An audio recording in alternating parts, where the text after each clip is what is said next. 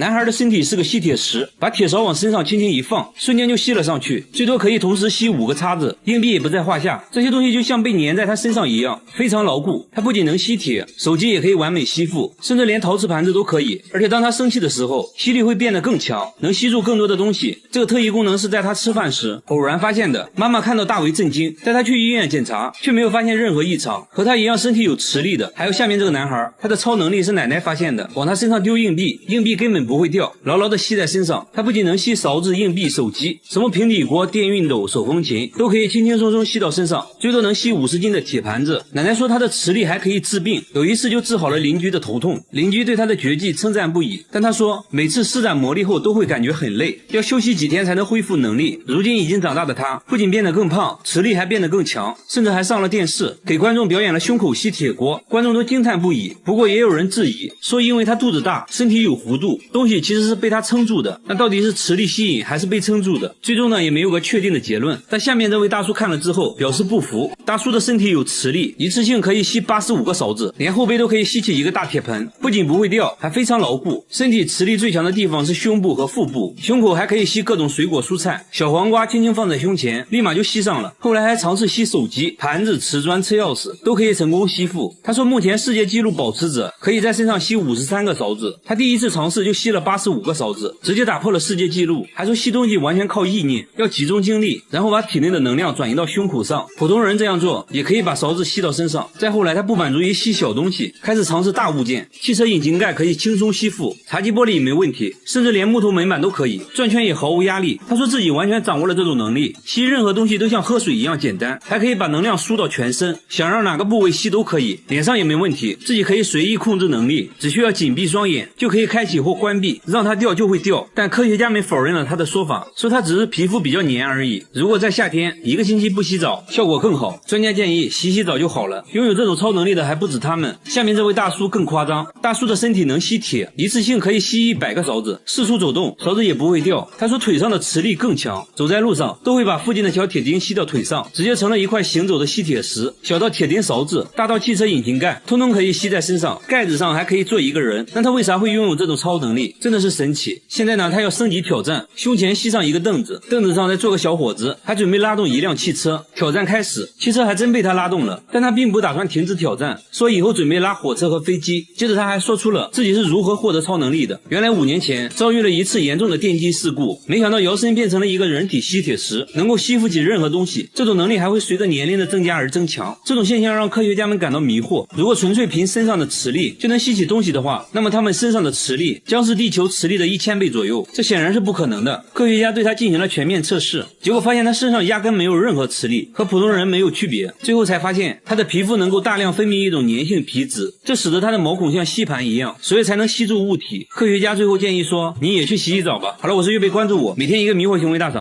这条小溪的石头会按摩，用手摸一下，肌肉就会剧烈跳动，瞬间起了一身鸡皮疙瘩，感觉麻麻的。流过石头的水好像也有神奇的魔力，村里人像疯了一样泡在水里，说泡完全身酥麻，神清气爽，而且每天都会来泡一遍，有的还会把河水接回家，说这河水啊能治病。工作人员忍不住好奇摸了一下，瞬间感觉被电到了，接着摸了几块其他的石头，却并没有酥麻的感觉。整个小溪只有这块石头会让人产生酥麻的感觉，好像真的存在某种磁场和能量。节目组请来专家也被电了一下，真的是奇怪。顺着溪流往上游走，就发现了一间房子，刚想开门咨询，却被门把手电了一下，用电笔一测，门上果然有电，而且看样子很久没有人住了。用电线把房子和旁边的石头连起来，电压竟然高达25伏，这就很反常了。电表拉闸后，电压接着就变成了0，而且那块石头也不再让人产生酥麻的感觉。很明显了，这座房子在漏电，电流传导到了石头上，所以才会让人产生酥麻的错觉。维修好了短路位置，石头也变成了普通的石头，村民却很伤感，这么舒服的按摩方式以后再也享受不到了。刚解决完石头的问题，下面这个西瓜又发生了新的问题，医生竟然在给西瓜做 CT， 因为这个西瓜发芽了，明明买的时候好好的，仅过了1个晚上就长出了新芽，而且还在肉眼可见的生长。西瓜表面没有任何腐烂的迹象，嫩芽是硬生生从里面挤出来的，并且西瓜重量也变轻了。大叔说，自从西瓜开始发芽后，家里发生了很多神奇的事，自己身体感觉年轻了不少，认为这些都是西瓜带来的好运。这下好了，大叔都不敢吃了，直接供了起来，每天还要烧香磕头。周围村民民听到这个消息都很震惊。这个村民就说自己活了25年，从来没听说过这种事，连这位种了50年西瓜的果农都是第一次听说。有人认为西瓜一定是被高人加持过，成精了，才会产生神奇的力量。为了搞清楚怎么一回事，节目组带西瓜来到医院，准备给他照 CT， 反复照了几次。医生说从片子上可以明显看到西瓜内部已经腐烂了，和正常西瓜对比下，这一片黑黑的就是腐烂部位。只要有合适的温度和湿度，种子就有可能在内部发芽，也可能是瓜农使用了催熟剂导致了发芽，最终顶破表皮冒了出来。种子这是非常罕见的。得知真相的大叔直接把西瓜丢在了阳台，尴尬的笑了笑，说以后不会再给西瓜磕头了，希望新芽能好好生长，到时候就可以吃新鲜西瓜了。然而发芽的还不止西瓜，下面这个更加不可思议，泡在酒里5年的人参竟然死而复生，长出了新芽，新芽已经长到了6厘米，根系也变得更加发达。人参是大叔自己挖到的，泡酒之前就把芽都剪掉了，现在还能看到修剪的痕迹。泡完的酒一直放在仓库里，至今已经5年了。万万没想到这一泡竟然泡出了怪事，邻居都说这颗人参成精了，是千年不遇的宝贝，甚至有人出价100万想要买这瓶神酒，但都被大叔拒绝了。大叔对这瓶药酒百般呵护，说喝了这酒啊，气色都变好了。然而药酒专家却表示，泡在酒里的人参是不可能存活的，况且还是52度的高度酒，猜测可能是主人泡酒时加入了豆芽，把豆芽误以为是人参发芽了，但主人却说并没有往酒里加过豆芽，还展示了最初泡酒的照片。人参确实没有发芽，因为朋友见过他泡酒，大叔给朋友打电话确认，朋友也说当时人参没有发芽。那人参是如何死而复生的呢？节目组找到大学教授，准备对人参进行解剖，取下一点在显微镜下观察。教授说，在生物学的角度来说，其实人参早就死了，但死掉的东西怎么可能发芽呢？教授猜测说，刚开始泡酒的人参是新鲜的，可能本身就已经长出了芽孢，只是看不出来而已。而且人参表皮非常坚硬，可以防止酒精短时间内渗透到里面，所以刚泡在酒里的人参还能存活一段时间，芽孢也能继续生长一个阶段。还有个猜测是，瓶子的密封性不好，瓶内可能含有氧气，还未死掉的人参就有可能继续生长发芽。人参发芽的谜团终于被解开。好了，我是月贝，关注我，每天一个迷惑行为大赏。他家每天都会发生命案，一夜之间家里的鸟接连离奇死亡，每天都会死掉几十只，现场一地鸡毛，惨不忍睹，有的甚至连头都不见了，看起来不像是自杀，每只鸟都受到了致命攻击。奇怪的是，除了留下一滩血迹外，尸骨却相对很完整，也就是说凶手只是喜欢猎杀，但是不吃。关键这笼子没有任何缝隙，凶手是从哪里进去的？经过连续几天的摧残，鸟儿现在变得很敏感，只要见到人就会吓得到处跑，曾经的鸟类天堂变成了地狱。大叔设置了各种机关，但一无所获，鸟笼周围也没有任何脚印，这个凶手非常狡猾。大叔也没有什么仇人，凶手到底是人是鬼？节目组在鸟笼周围安装了多个摄像头，夜晚来临，他们时时盯着监控，一直等到凌晨3点。就在这时，草丛中出现一个白色光点，慢慢逼近鸟笼，只见它突然发动攻击，鸟儿受到惊吓，到处乱撞，尖叫不止。等鸟儿再次靠近笼边后，这东西再次发起攻击，死死地抓住小鸟，小鸟扑腾了几下就没了声音。这东西还炫耀似的看向摄像头，这才发现原来是只猫头鹰。因为进不到笼子里，它会先把鸟儿逼到角落，由于笼子有弹性，它能一把抓住笼边的鸟。为了不再让鸟儿受伤，主人在鸟笼周围拴了几只狗，狗狗很尽责，整晚守护着鸟笼。连续几天猫头鹰都没再来过，鸟儿终于恢复了安宁的生活。刚解决完鸟的问题，下面这家的鸡又出现了新问题，他家的鸡蛋会飞，每天都会飞出去4、5颗。起初主人并没在意，然而更多的鸡蛋源源不断的飞出来，围栏外到处都是破碎的蛋壳。主人怀疑是黄鼠狼干的，还特意增加了围栏的高度，但邻居认为以现在围栏的高度，黄鼠狼是不可能抱着鸡蛋跳出来的，而且它要吃鸡蛋的话，完全可以在笼子里解决，但笼子里干干净净，没有发现任何动物的痕迹，飞出来的鸡蛋蛋黄蛋清也还在，到底是谁在偷鸡蛋？他们在各个角落都安装了摄像机，5个小时后鸡蛋再次飞了出来，他们立马查看录像，就发现一只大老鼠路过了案发现场，紧接着一颗鸡蛋就飞了出来。难道凶手是老鼠？他们仔细研究鸡蛋的下落轨迹，猜测鸡蛋应该是从屋顶上掉下来的，屋顶是圆弧状的，也许是一只母鸡喜欢上了在屋顶下蛋，下完的蛋就滚了下来。工作人员还做了个实验，让鸡蛋在屋顶上自由滑落，结果鸡蛋掉落位置和之前鸡蛋位置是一样的，反复做了几次都是相同的位置。那鸡为啥会跑到屋顶下蛋呢？专家说，如果母鸡受到了外界的威胁，它就会选个安全的地点下蛋，可能就选择了屋顶。为了证实这个猜测，工作人员架起摄像机对准了屋顶，接下来就是等待母鸡的出现。没过多长时间，果然有一只母鸡飞上了屋顶，感觉马上就要水落石出了，但5个小时后，这只鸡鸡一直没有下蛋，没办法，继续等吧。工作人员等了整整5天，都没有鸡在屋顶下蛋，也没再出现飞出来的鸡蛋，还真是奇了怪了。这还没完，下面村子又发生了怪事，村子里发生了离奇失踪案。最近几天，村口池塘的金鱼神秘消失了，之前有50多只，现在只剩20多只了。幸存的金鱼也变得焦躁不安，村民把这些金鱼视为村里吉祥物，无聊的时候会在池边喂喂金鱼，聊聊家常。现在吉祥物没了，他们觉得自己一点都不吉祥。村长大喇叭召集全村人商议对策，必须要找到罪魁祸首，但是现场没留下任何痕迹。他们寻找了半天，只在一个角落发现了一些鱼鳞。有个大妈说，之前看到过一只黑头鹳在池塘附近转悠了半天。另一个村民认为是海狸鼠，还有说是水怪的，说一定就藏在水下，建议把水抽干，看看到底是什么东西在作祟。大家众说纷纭。村长分析说，有一条沟渠通往池塘，凶手可能是通过沟渠进入池塘的。池塘边的围栏还发现了脚印，但看不出来是什么动物。村长决定熬夜蹲守，也不知道这东西啥时候来。村长边吃边等，一直等到了凌晨3点，终于村长睡着了。就在这时，池塘边上也有了动静，黑暗中一双闪亮的眼睛特别明显。接着他穿过围栏来到池塘，不一会儿又抓到了一条鱼。你觉得这玩意儿到底是个啥？好了，我是岳飞，关注我，每天一个迷惑行为大赏。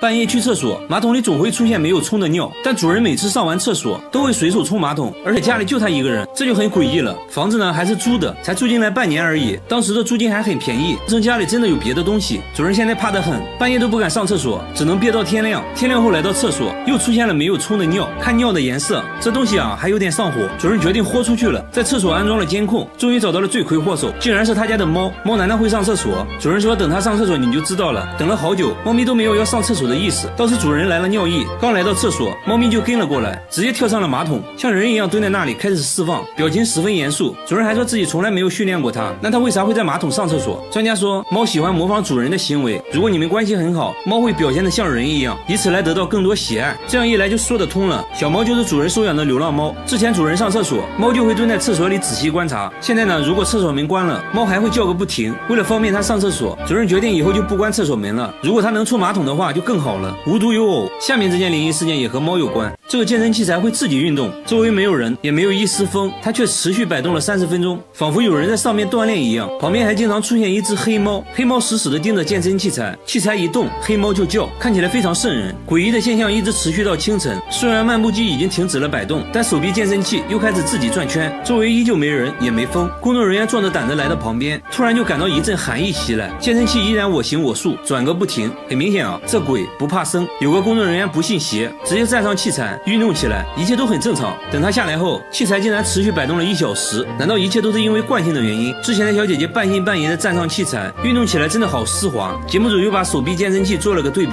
用相同力气转动健身器，这个问题器材比其他的整整多转了半个小时。这时公园的管理员大爷来了，说这有什么大惊小怪的，这是前几天新安装的，涂抹了过量的润滑油，所以比较丝滑，只要轻轻一晃就可以持续摆动很久，并不是什么超自然现象。健身器材很可能就是这只黑猫晃动的，这个问题算是解决了。然而下面这家发生的事就多少有点诡异了。他在墙上不能挂任何小孩的照片，只要一挂上就会被墙壁震掉，就好像里面有人在敲墙。每过5分钟，墙里还会发出奇怪的声音，小孩每天都会被吓哭。最近还变得越来越离谱，不仅墙会响，地板也开始震动，尤其到了晚上，声音更夸张，弄得一家人都无法睡觉，甚至到了只有吃药才能睡觉的地步。主人说已经有3年没能好好睡觉了，他们把家里能发出声音的设备都拆了，声音依然没有停止。奇怪的是，邻居家却从来没有听过这种声音。邻居怀疑会不会墙里藏了什么东西，因为实在找不到原因，他们不得不往那方面想。工作人员趴在墙上等待声音出现。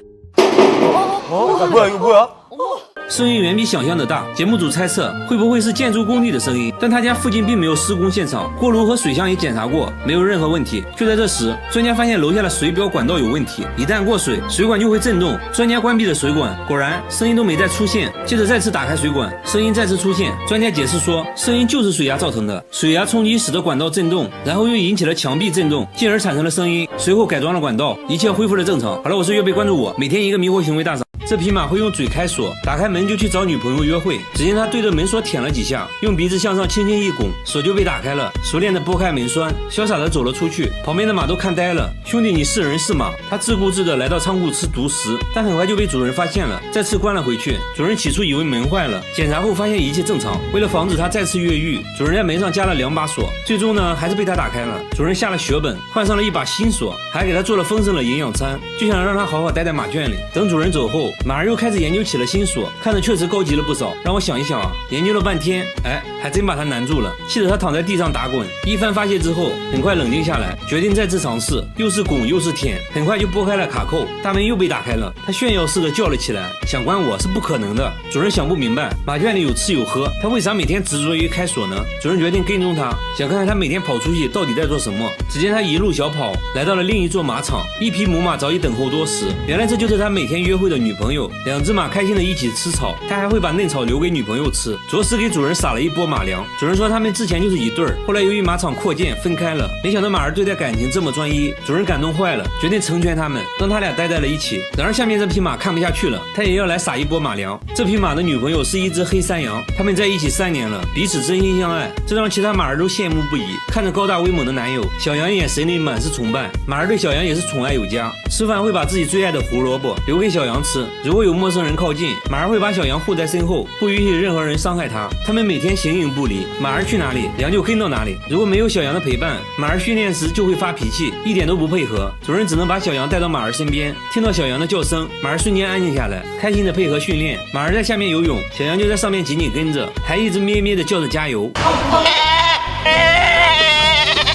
由于女友的支持，马儿在比赛中超常发挥，轻轻松松就跑了第1名。他们相识于3年前的一天，只因为在羊群中多看了小羊一眼，再也没能忘掉她的容颜，从此就开始孤单思念。主人没办法，就把小羊送到了他的身边，日久生情，小羊也爱上了这个高富帅。和大多数小情侣一样，他们也是会吵架的。小羊只是偷偷溜出去吃了几口草，马儿就生气了，双方谁都不理谁。马儿面壁思过后，觉得自己管得太严了，主动低头认错。他们很快就和好如初。为了维持夫妻感情，他俩还准备明年要个孩子。跨物种的爱恋不仅仅是他们，下面这对也不一般。这只兔子爱上了一只狗，见面之前先要刷刷牙、捋顺胡子，梳妆完毕，开开心心去见自己的女神。一见面就要先来个深吻，看狗狗有点敷衍，兔子还会继续上前索吻，紧紧地依偎在狗子身边。狗狗走到哪，它就会跟到哪。兔子请狗狗吃绿色大餐，狗狗想了想，觉得拒绝不太好，翻找了半天都没有找到自己喜欢吃的草，只能敷衍地吃了几口。他们从天亮一直玩到天黑，即使下雨也不能阻挡他们约会，连睡觉都要在一起。兔子伸了个懒腰，就钻进了狗狗的被窝。狗窝比较小，为了不占用空间，等狗狗睡着后，兔子会主动来到外面睡觉。主人都觉得不可思议，说狗看到兔子一般都会咬，但他俩却相爱了，这种情况真的没见过。这天邻居家的狗狗路过这里，狗狗目不转睛地盯着看，兔子吃醋了，不停地打滚想要吸引注意力，但狗狗完全没在意，直接跑过去和狗子们玩了起来。兔子伤透了心，背过身去不忍直视，为什么好好的狗子说变心就变心？等狗狗们散去后，他突然想起了兔子，哎，老公跑哪去了？狗狗心急如焚，循着气味四处寻找，找了半天，终于在一个犄角旮旯里发现了兔子。狗子主动认错，轻轻抚摸了一下兔子，他们再次和好，又开心地玩耍在了一起。为了维持夫妻感情，他俩呢也准备明年要个孩子。这座老房子会出汗，粘稠的神秘液体不停地从天花板滴下来，流得满地都是。最近每个月都会流一次。大妈们看到却异常兴奋，像疯了一样蹲在地上，用长长的东西蘸着粘稠液体，吃得一脸享受，有的还趴在地上舔食。他们还会把液体收集起来，说这液体能包治百病。大叔喝了一口却一脸嫌弃，神秘液体越流越多，甚至连屋外也开始流。现在主要的流淌线路有3条，屋内2条，屋外1条。那这到底是什么东西？节目组找来专家，用热像仪测量，屋顶的温度竟然高达43度，哎，这就很反常了。接着来到屋顶一探究竟，可以看到有些液体都凝固了，屋顶的木板都被浸透了。看来问题并没有那么简单。专家把手伸到里面去抠到了一坨湿哒哒黏糊糊的东西，吓得他赶紧爬了下来。仔细一看，哎，这不就是蜂巢吗？里面都是满满的蜂蜜，那为啥没有看到蜜蜂呢？蜜蜂去哪里了？专家说啊，蜜蜂应该是去找新家了。由于最近大妈们在屋里上课，环境非常嘈杂，久而久之，蜂群不能安稳工作，最后不得已弃巢了。大妈们听到这个消息都很伤感，这么好吃的蜂蜜以后吃不到可咋办？刚解决完房子的问题，下面这家餐厅又发生了新的问题。深夜的餐厅里，14号桌的电铃一直响个不停，但14号桌并没有客人，而且桌子上也没有电铃。电铃半年前坏掉后就被店主丢了。诡异的现象已经持续了1年，最近还变得越来越离谱，从一天响1次变成了一天响无数次，甚至白天也会响铃。据店主回忆，半年前有个人经常来他家吃饭，就一直坐在14号桌。有一次和朋友发生了冲突，铃铛也是那次坏掉的，一直没有安装新的。从那次起，那人就没再来过。听说是出了车祸，也是从那时起14号铃就开始一直响，连顾客都觉得不可思议。店主现在听了铃声就会起鸡皮疙瘩，难不成真的被什么东西缠上了？节目组找来电铃厂家售后，售后先检查了其他桌的电铃，都可以正常工作。售后说铃声系统没有任何问题，店主还是怕啊，又找来了电器方面的专家，把设备拆开，发现电路完整，没有断线的情况。专家研究了半天，也没有看出什么问题。但专家说出了一种假设：如果附近有使用同款电铃的商家，恰巧频率一样的话，别人家按响14号铃，可能会导致他家电铃也会跟着响。为了证实这个猜测，节目组走访了附近所有商家，终于找到了一个使用相同设备的商家，但这家并没有人按14号做的电铃，他家还是响起了14号的铃声。没办法了，节目组又咨询了无线电方面的专家，专家说附近有几个大型的广播站，有可能是广播站干扰到了信号，但这也仅仅只是猜测。如果广播站有影响的话，这条街的店铺都应该出现这种现象才对啊，为什么偏偏只有他家受到了影响？诡异的铃声还在继续，直到最后专家也没能解开谜团。这边还没解决，下面这家餐厅又发生了怪事。来这家餐厅吃饭，要先吃一颗速效救心丸，不然很可能会被吓死，因为餐厅经常毫无征兆地发出爆炸声。刚刚还安静的餐厅，突然就传来了爆炸声。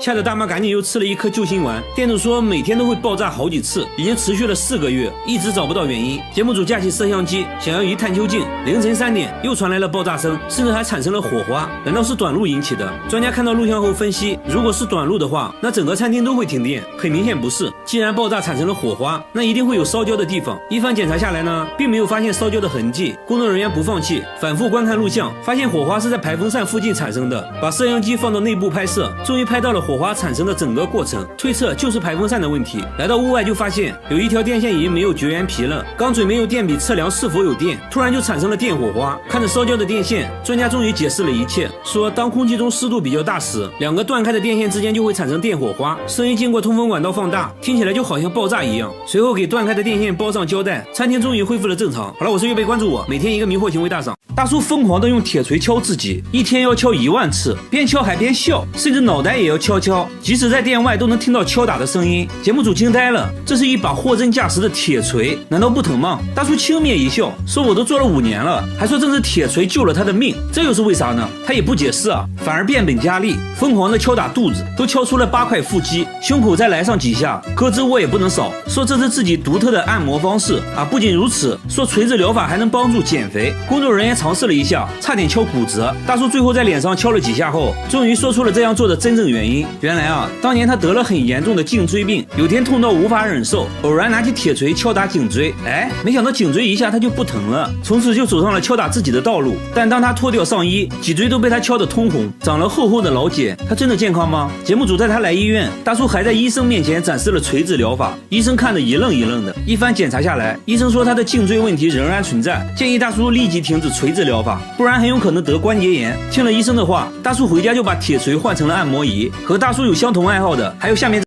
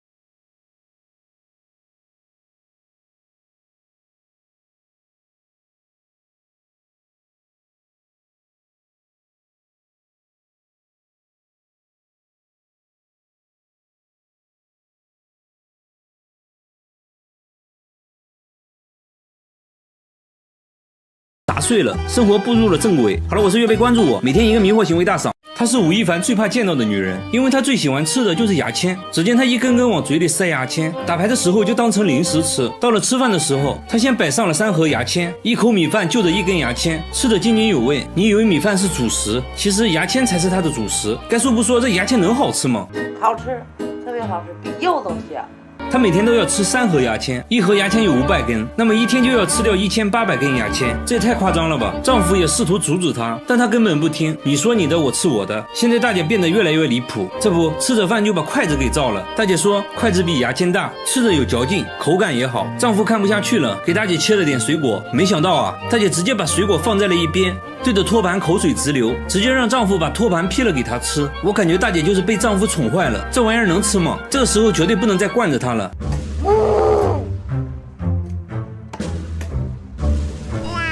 靠，当我没说。看来只要是木制品，大姐都想尝试一下。她边吃边发表看法，说托盘没有牙签好吃。那么她是什么时候爱上牙签的呢？原来大姐之前患有严重的胃溃疡，有一次当她意外吃掉牙签时，她的病竟然好了。从那以后，只要胃疼就会吃牙签，慢慢的就上瘾了，宁可不吃饭也要吃牙签。但是大姐的身体真的健康吗？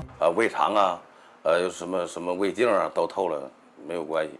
没有问题的，有问题我不让他吃了。大姐无时无刻都在吃，就连床头柜上都放满了她的零食，2盒牙签，一堆一次性筷子，躺在床上吃，逛街也吃。她甚至连扇子都想尝一尝。节目组还贴心的给大姐带来了一些木质碗筷，大姐也不客气，拿起来直接开照。那味道如何呢？大姐说上面刷油漆了，不好吃。大姐又尝了一下竹帘，也不喜欢。她说竹子有酸味，目前来说最喜欢的就是杨木做的牙签。于是节目组又送给她好几盒杨木牙签。假如真的对身体没有任何伤害的话，开心快乐最重要。不得不说大姐的牙口真好，但是要说牙口好，下面这个男人表示不服。他拿起酒杯嘎嘣一口，直接咬下一块，接着嘎嘣嘎嘣的吃了起来。周围人的表情说明了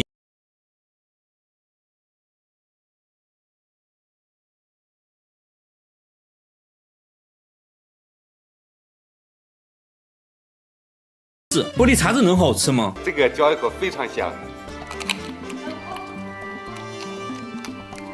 啊。节目组检查了一下。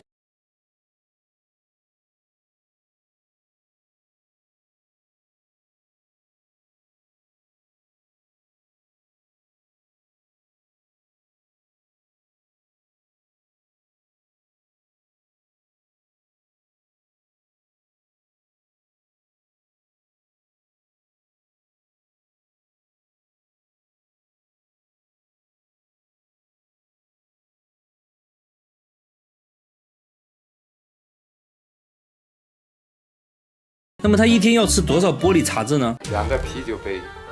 按照节目流程，他被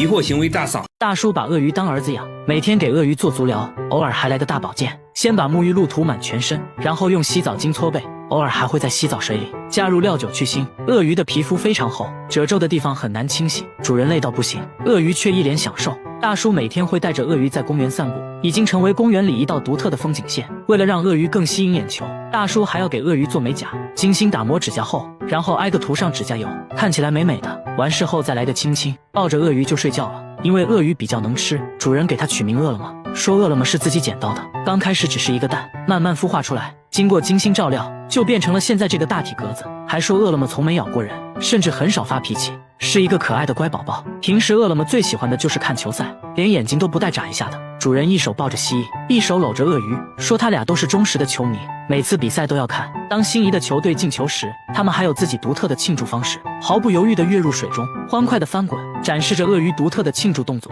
这段是我瞎编的。